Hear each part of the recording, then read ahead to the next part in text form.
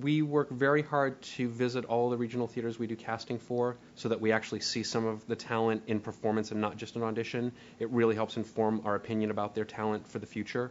I think it's also important to see the venues where you're sending people so that you can speak more intelligently about where you're, trying to get people to be willing to go to. I think that, it's our job to see. You have to see who's working, what's happening stylistically, so that you can stay informed for the conversations about, the name-dropping conversations when everybody wants, they throw out a series of names and you have to know who those people are, where they're working, where they worked, and where they're planning on working. Again, fortunately, there's a lot of great internet tools that help.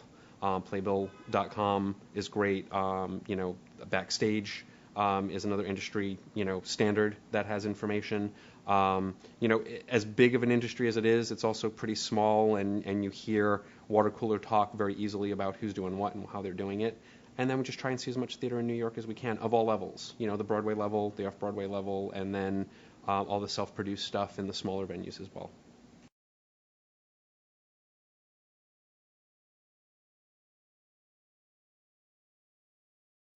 Stars, celebrities are always sought after. Everybody wants to grab the people that are in the spotlight for their projects because it increases the profile of their piece.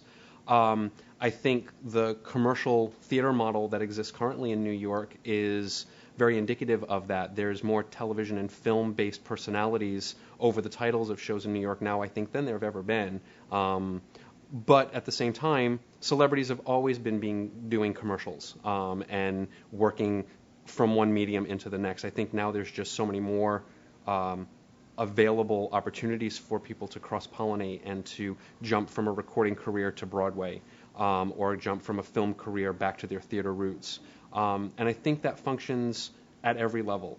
Regionally, because it's always a budget issue also, sometimes it's about what the theaters can afford.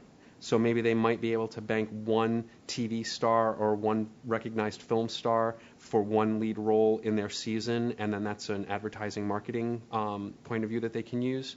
Our job as casting directors, I think, is to try to maintain an artistic integrity as we hit all of those celebrities. Because, I think the magic of theater is that not everybody is made to perform on stage. The same way not everybody is made to perform in films. And I don't think that by virtue of celebrity in one medium, you are guaranteed to be successful in another. There are clearly people who can do all of it brilliantly, and there are clearly people who can't.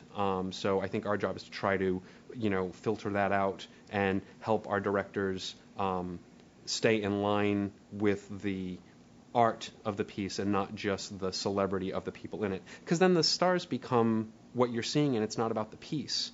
And I think that's important for some pieces. Others, I think the piece is the star. And, and actors want to work. So if you can't get a movie star, well, find the best actor available is what we'd like to do. We're happy to find the stars. We do it. The agents are great about taking the offers. I think it's easier now than it was 12 years ago.